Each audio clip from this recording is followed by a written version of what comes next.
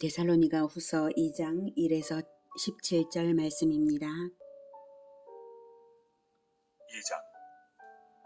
형제들아, 우리가 너희에게 구하는 것은 우리 주 예수 그리스도의 강림하심과 우리가 그 앞에 모임에 관하여 영으로나 또는 말로나 또는 우리에게서 받았다 하는 편지로나 주의 날이 이르렀다고 해서 쉽게 마음이 흔들리거나 두려워하거나 하지 말아야 한다는 것이라.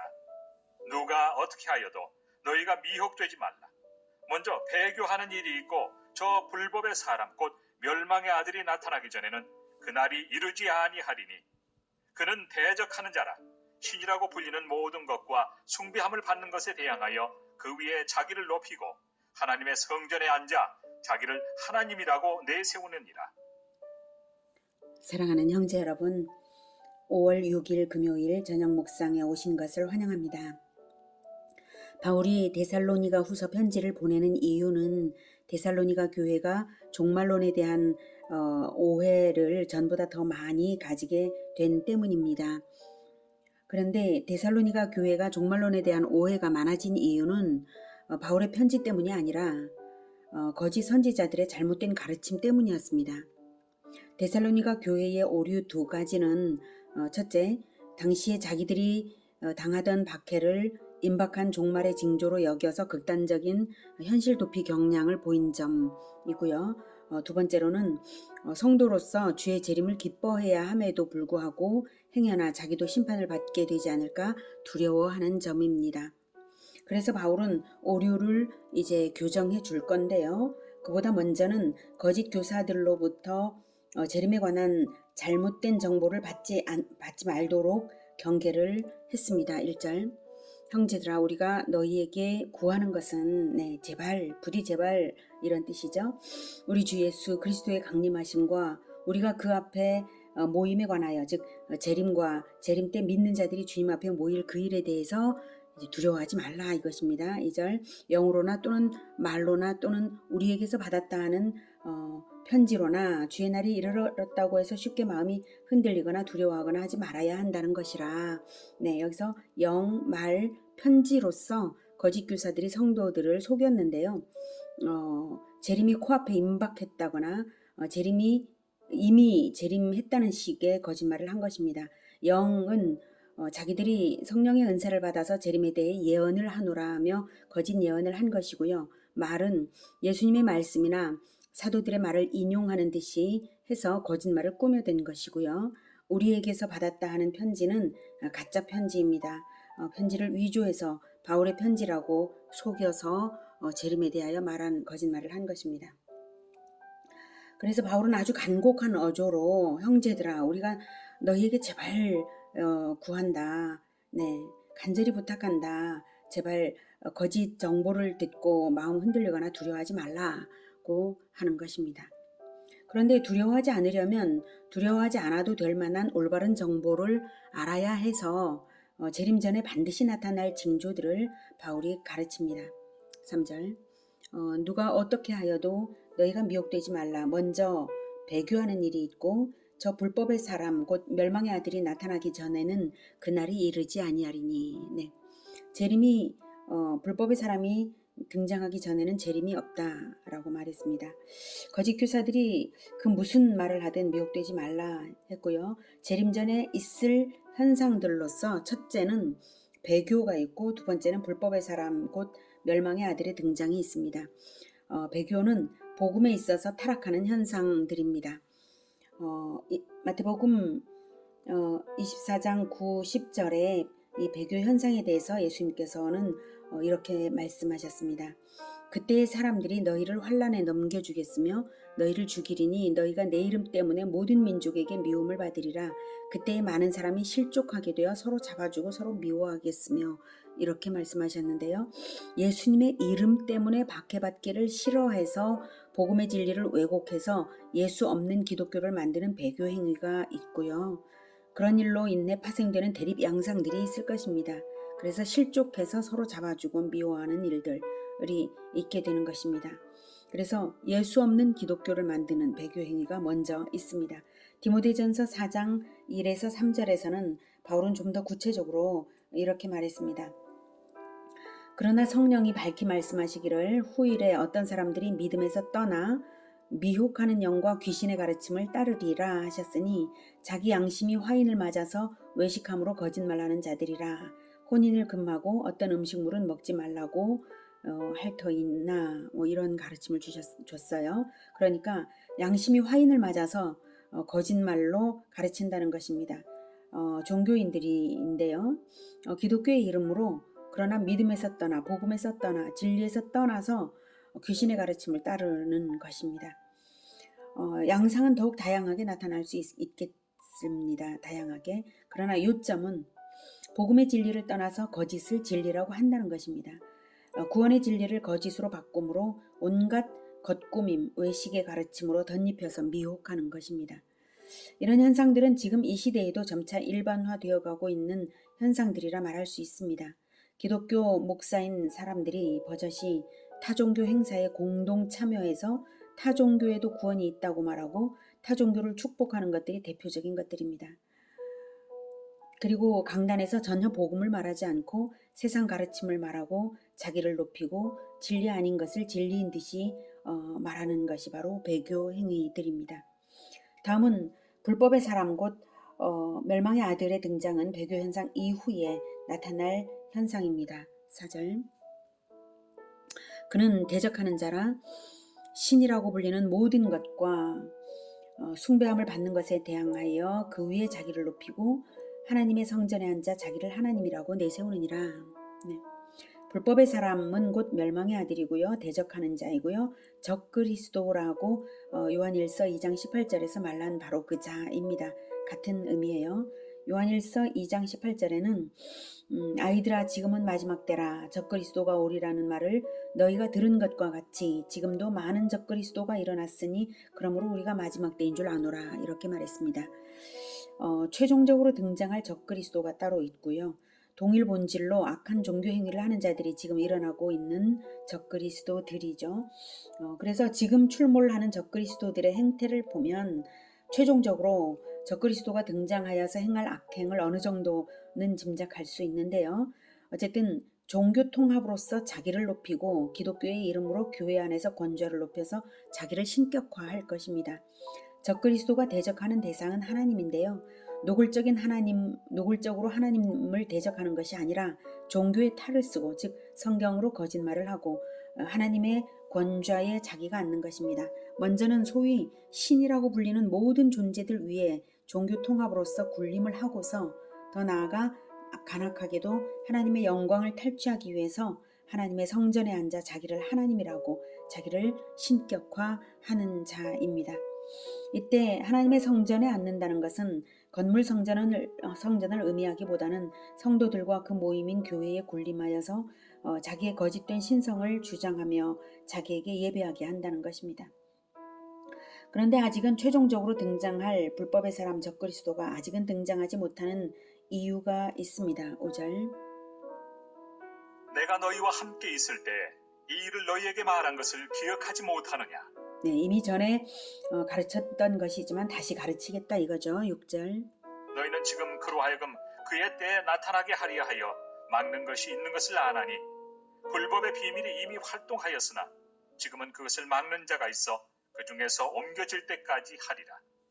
네, 어떤 막는 것 6절에도 이제 막는 것 어떤 막는 것이 있다. 7절에 막는 자가 있다라고 말하고 있어요. 그래서 지금은 못 나타나게 막고 있습니다. 불법의 사람이 못 나타나게. 지금은 못 나타나지만 그의 때에 즉 예수님의 재림이 임박한 시점에는 나타날 것입니다. 막는 것 또는 막는 자가 누구인가 의문이 되는데요. 하나님의 역사로서 막는 것입니다. 하나님께서는 그 어떤 상황을 사용하시든 어떤 존재를 사용하시든 막으실 수 있는 것입니다. 그리고 불법의 사람을 막으시기는 하시되 최종적으로는 나타나게 하시는 이유는 곧이어 있을 재림 때에 의의 왕 그리스도께서 완전히 멸망시킬 것이기에 재림 직전 시점에 등장시키는 것입니다. 그런데 우리가 주의를 기울여야 할 것은 불법의 사람이 누구냐 하는 그 문제보다도 예수 제자의 계보를 따라 예수님의 가르침과 사도의 가르침을 배워 지키라는 것입니다. 불법의 사람은 지금 나타나지 못한다고 해도 불법의 비밀은 이미 활동하고 있는 것이죠. 7절 불법의 비밀이 이미 활동하고 있다라고 말하고 있죠. 이 사실이 이미 위기인 것이고 우리가 정신 차려야 할 이유입니다.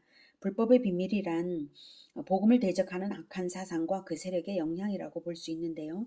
이 역시 막는 자가 있어 어느 정도는 막고 있지만 어느 시점에 가서는 막는 것이 중지되고 재림 직전의 세계는 총체적 어둠의 때가 될 것이라는 말입니다. 8절 그때 불법한 자가 나타나리니 주 예수께서 그 입의 기운으로 그를 죽이시고 강림하여 나타나심으로 패하시리라. 네, 막는 것이 중단되는 그때에 지금까지는 은밀히 활동하던 불법의 힘이 공개적 전면적으로 나타나는데요. 바로 그 극한 어둠의 시점에 주 예수께서 등장하셔서 재림하셔서 그 입의 기운으로 그를 죽이시고 강림하여 나타나심으로 패하실 것입니다. 예수님의 말씀의 능력이 악을 완전히 괴멸시키는 능력이 될 것입니다. 그러므로 예수님의 가르침을 받아 지켜 동일한 그 말씀을 가진 자는 예수님과 함께 능력으로 입히시고 영원한 생명으로 들어가지만 말씀이 없는 자들은 불법이 마음에 있으므로 불법의 사람과 함께 멸망하게 될 것입니다. 그러므로 거짓 교사들의 거짓을 듣고 속아서는 안 될 중요한 이유가 더욱 있는 것이죠. 9절 악한 자의 나타남은 사탄의 활동을 따라 모든 능력과 표적과 거짓 기적과 불의의 모든 속임으로 멸망하는 자들에게 있으리니 이는 그들이 진리의 사랑을 받지 아니하여 구원함을 받지 못함이라. 이러므로 하나님이 미혹의 역사를 그들에게 보내사 거짓 것을 믿게 하심은 진리를 믿지 않고 불의를 좋아하는 모든 자들로 하여금 심판을 받게 하려 하심이라.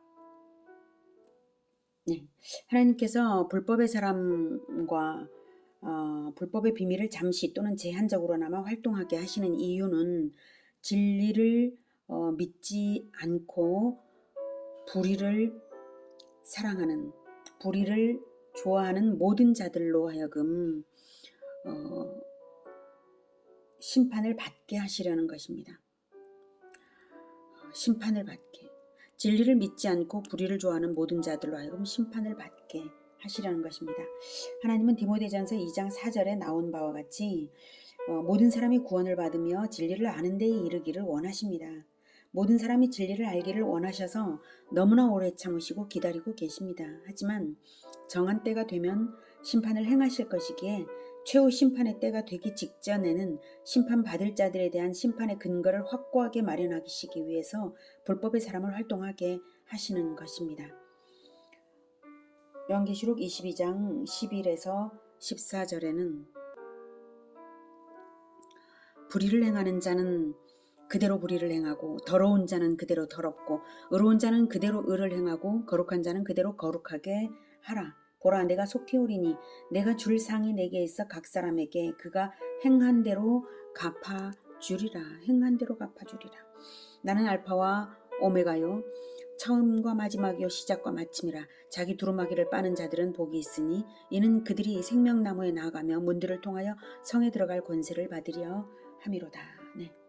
진리를 사랑하는 자들은 날마다 진리의 자기를 비추어 보면서 알파와 오메가요 처음과 마지막이요 시작과 마침이신 그분이 창세기 1장에서부터 세우신 그 진리를 요한계시록 마지막 장까지 세워가신 바로 그 진리를 비추어 보면서 진리를 사랑하는 자들은 행여 자기에게 때라도 묻었을까, 자기 행위에 묻었을까 하며 의의 두루마기를 보혈로 빨아입기를 부지런히 할 것입니다. 성경 말씀에 부지런히 자기를 비춰보면서 죄를 버리는 것이죠. 네.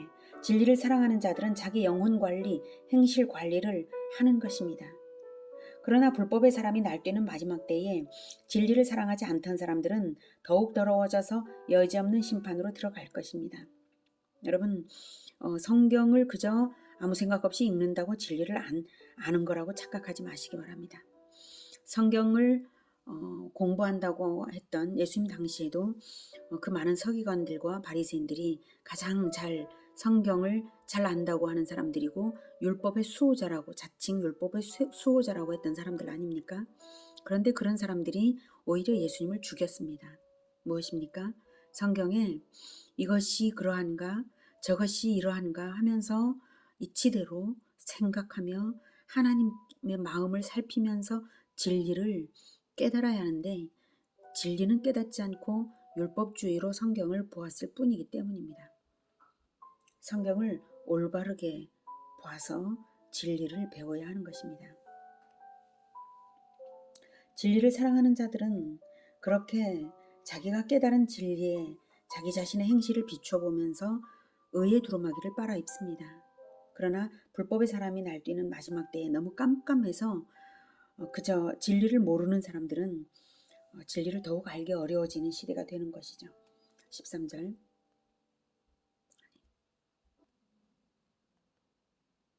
주께서 사랑하시는 형제들아, 우리가 항상 너희에 관하여 마땅히 하나님께 감사할 것은 하나님이 처음부터 너희를 택하사 성령의 거룩하게 하심과 진리를 믿음으로 구원을 받게 하심이니, 이를 위하여 우리의 복음으로 너희를 부르사 우리 주 예수 그리스도의 영광을 얻게 하려 하심이니라. 그러므로 형제들아, 굳건하게 서서 말로나 우리의 편지로 가르침을 받은 전통을 지키라. 네, 이 말세의 때에 우리가 굳건하게 지켜야 할 것은 말로나 우리의 편지로나 가르침을 받은 전통을 지키는 것입니다. 즉 바울은 성경을 가르치고 배우는 규례를 데살로니가 교회에 정해준 바가 있고요. 그 성경 공부의 전통을 지키되 예수 그리스도의 복음의 진리를 사도의 가르침을 통하여 배우라는 것입니다. 예수 제자의 계보를 따라 올바른 진리를 가르치고 배우는 전통을 지킴으로써 진리에서 벗어나지 말라는 것입니다. 말세일수록 공동체의 대면 교제로서 성경의 진리를 공부하는 것이 중요합니다. 대면이 안 되면 간접적인 교제일지라도 이것이 그러한가 저것이 이러한가 하면서 이치에 합당하게 진리를 깨닫도록 가르치고 배우는 그 믿음의 형제들의 모임이 중요합니다. 종말의 불법의 세력이 총체적 어둠으로 장악할 때는 성경의 말을 거짓 꾸미며 악용해서 미혹할 것이 분명하기 때문에 더욱 성경으로 무장되어야 합니다. 성경의 진리로서 무장되어야 합니다. 진리를 깨닫지 못하면 성경 가지고 거짓말하는 자에게 대항하지 못하거든요. 미리부터 진리로 밝혀진 영혼들만이, 그런 진리의 공동체만이 살아남을 것입니다. 16절 우리 주 예수 그리스도와 우리를 사랑하시고 영원한 위로와 좋은 소망을 은혜로 주신 하나님 우리 아버지께서 너희 마음을 위로하시고 모든 선한 일과 말에 굳건하게 하시기를 원하노라. 아멘. 오늘은 재림 직전에 있을 어둠의 때를 대비하기 위하여서 더욱 성경 공부를 하는 교제가 필요함을 알았습니다. 가정과 교회와 셀에서 서로 적극적으로 성경을 질문도 하고 대답도 하면서 말씀에 관심을 가지고 늘 성경에 귀 기울이시기를 권해드립니다. 성경의 모든 승리와 생명의 비밀이 성경을 통하여 배우는 진리의 그 승리와 생명의 비밀이 있습니다. 기도하겠습니다. 하나님, 우리에게 성경을 사랑하고 또 진리를 사랑하게 하심을 감사드립니다. 성경을 배울 때마다 진리를 깨닫게 하여 주시옵소서. 우리가 성령에 의지하여 성령께서 우리에게 깨닫게 하시는 바 그 진리를 잘 알되 끝까지 성경 전체를 통하여 알게 하시고 결코 불법의 사람, 불법의 비밀에 속아 넘어가는 일들이 절대로 없도록 주님 우리를 지켜주시옵소서. 그래서 진리의 등불을 밝히 비추고 세상에 나아가 복음을 전하고 그리고 예수님께서 오실 그때를 맞이하는 그러한 진리의 공동체가 되게 하여 주시옵소서. 예수님의 이름으로 기도드립니다. 아멘. 이어지는 시간은 개인 기도 시간입니다.